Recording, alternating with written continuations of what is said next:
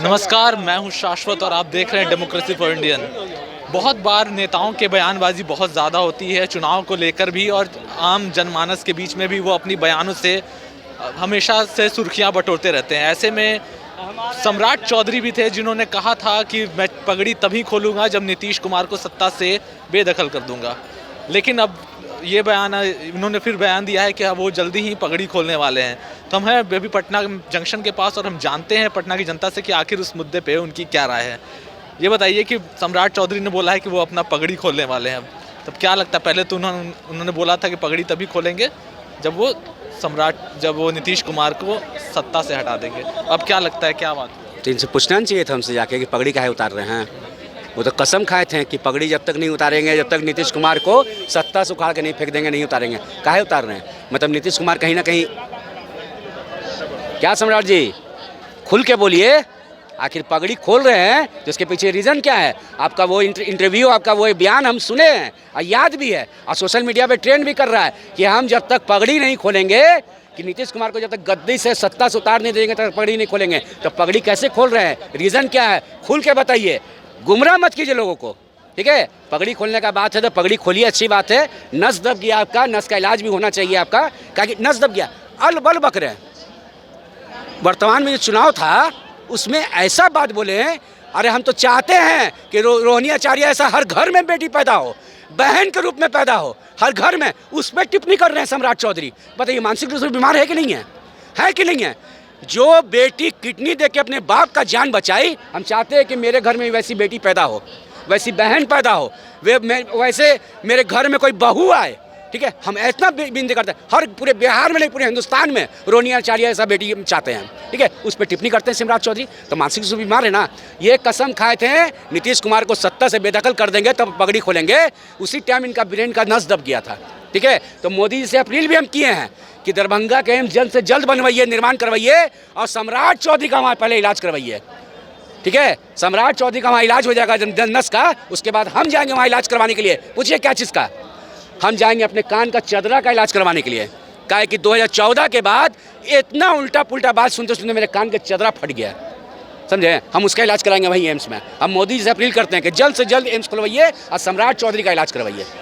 सम्राट चौधरी तो पूरा ये बोलते रहते हैं। सम्राट चौधरी हमेशा से अपनी बातों के लिए प्रसिद्ध रहे हैं, अपनी बात करते रहते हैं। तो इस मुद्दे पर आखिर क्या लगता है कि वो क्या जा रहा है?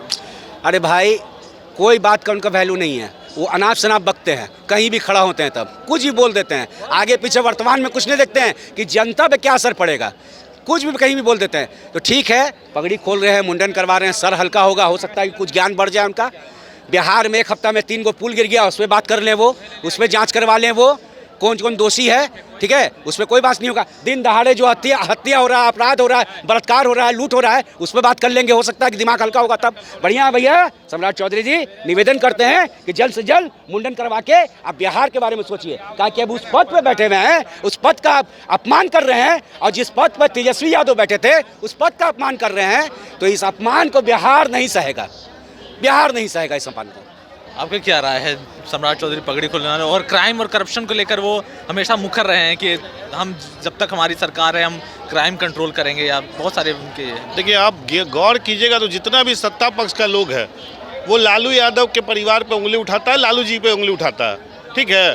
पर मैंने आज तक लालू जी को नहीं देखा, इस तरह का रूप देखा नहीं उनके अंदर।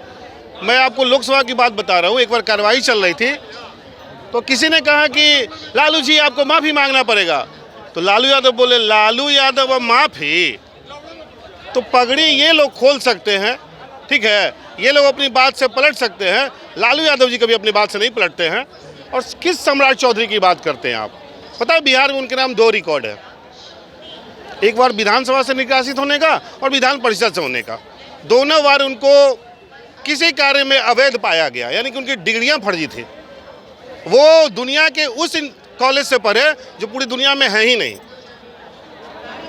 ये मैं नहीं बोल रहा हूँ, आप पुराना वीडियो उठा के देखिए, आज जिनके साथ सत्ता में हैं। बड़ी बात बोल रहे हैं भैया, वीडियो है उसका, उठा के देखिए, मैं नहीं बोल रहा हूँ।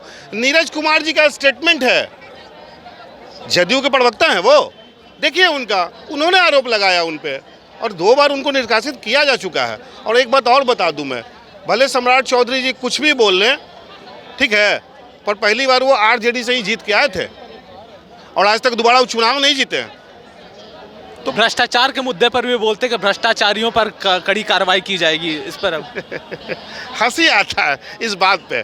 हर कोई तो यही बोल, अच्छा भैया, सरकार आपकी बिहार में, सेंट्रल में आपकी कोई रोका है क्या? जब से आप बीजेपी और जदयू सत्ता में आई है, एक क्राइम भी बिहार में नहीं हुआ है।